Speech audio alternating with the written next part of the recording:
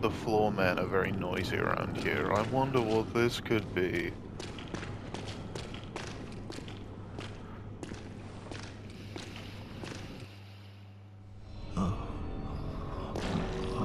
Please help us.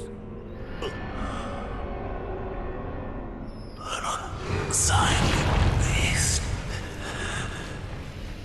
The great terror looms.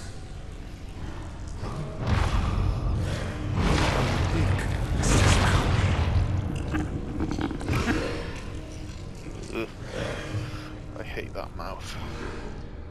Have mercy. Have mercy upon us.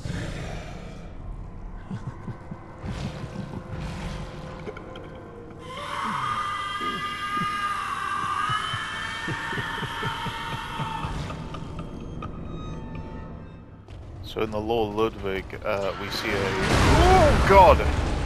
We find his skull after killing Vicar Amelia. And we see a flashback that, what was it? Ludwig is, I think, one of the first hunters?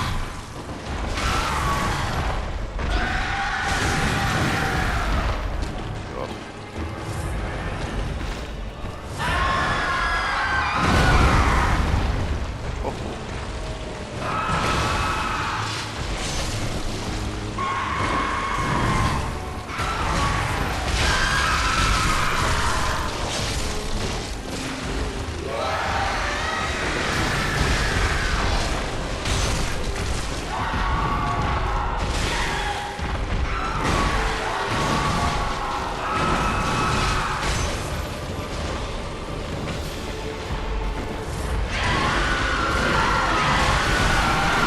I can't remember if it's half HP or if I have to kill him first.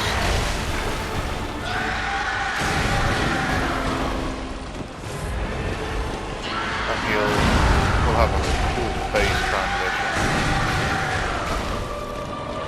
And I want you to listen out. That's not... it spits! Okay. So now a motif is going to start playing, which is directly taken from the Great Wolf Sif from Dark Souls 1, which I love. You were at my side all along.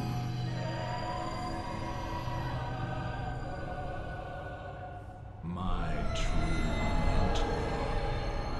My guiding moonlight.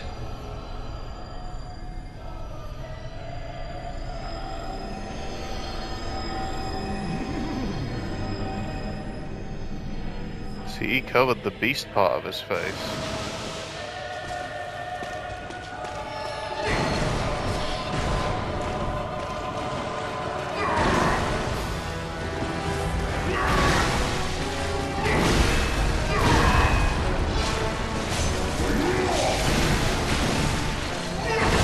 Oh shit, I killed myself.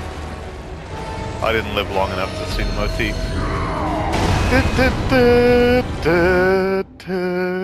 That little is that's not, I mean, it's not like a particularly original bit. I think Mum said not the magic flute, maybe it's from La Traviata. It's used a lot. It's not like a, it's not an uncommon thing or a unique thing. But the interesting thing is, in terms of From Software's bosses, that is a unique piece of, that's a unique little tune for them, because the only other boss that has used it is the Great Grey Wolf Sif in Dark Souls 1, which is a wolf. Uh-oh.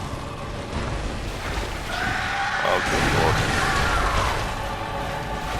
Yeah, which is boss in Dark Souls 1. It is a big wolf who uses the sword of its master to defend his grave. Like a beast that has taken up the call of man to defend the Abyss, or to defend us from the Abyss. The reason why it fights us is because it actually doesn't want any other people to do as Artorias, Sif's master, did and die to the Abyss.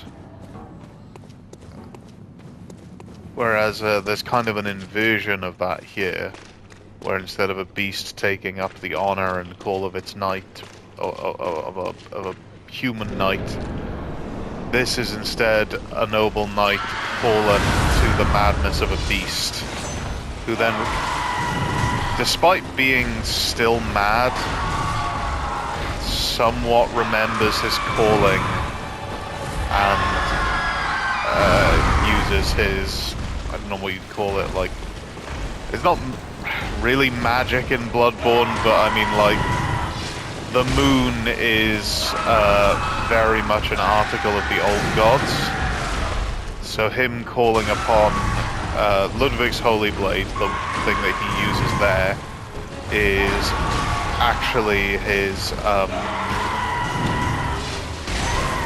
what would the word be? It's his signature weapon, but it calls upon the power of moonlight. And he is a hunter of the church, which means in some roundabout way, he's not in service to an old god. Like, the church kind of is abusing the old gods. Like, the foundations of the church are about, I don't know what the word would be, like, they wish to transcend humanity by mastering what is never really expanded upon, but it's called Pale Blood. There he is.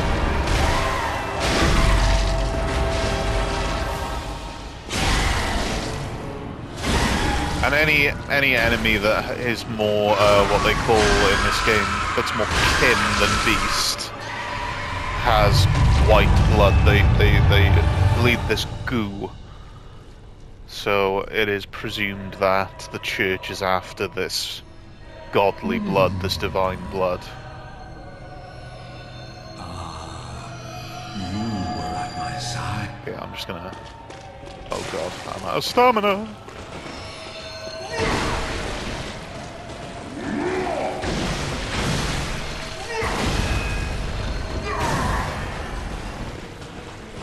Oh, oh, oh!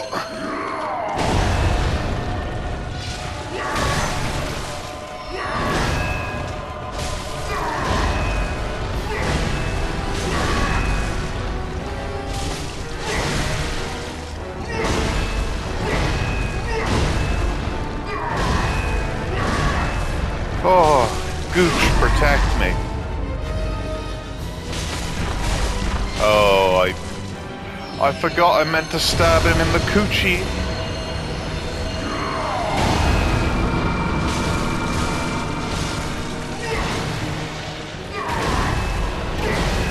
Yeah, this is a...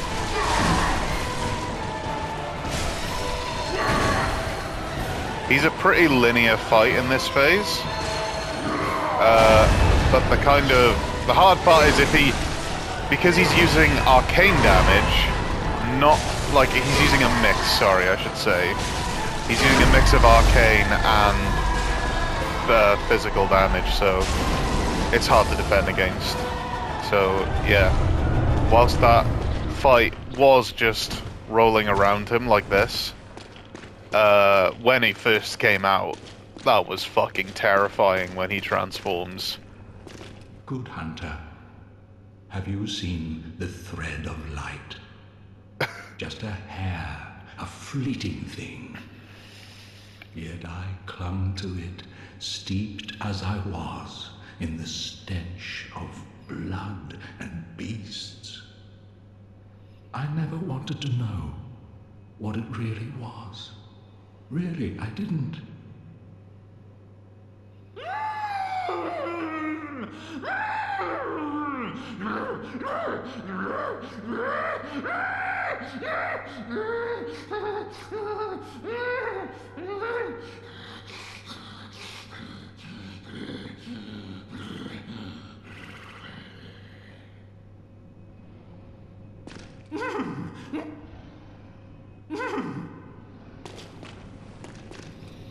There we are. And I think it's something to be said that in that last phase, he hides his beastly self with the moonlight sword, and he sort of covers the mangled half so that you only see the mostly human side, and then when we kill him and his head is just kind of here, it's only the beastly mangled side that we see to show that he's like completely gone.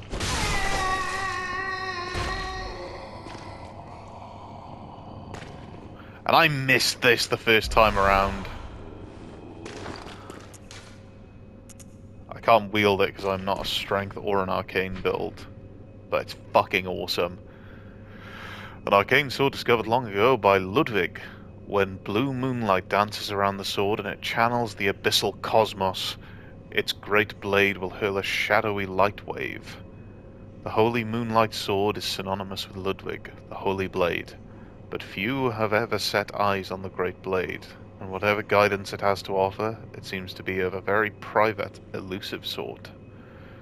So yeah, there is a weapon that I don't have, called Ludwig's Holy Blade, which is not the whole. It's a weapon of the followers of Ludwig, who are like they're basically his knights, hunters from the church, who actually kind of go out of their way to emulate him, and so their trick weapon is it's like a short sword, and its sheath is a big fat blade, and it's really cool.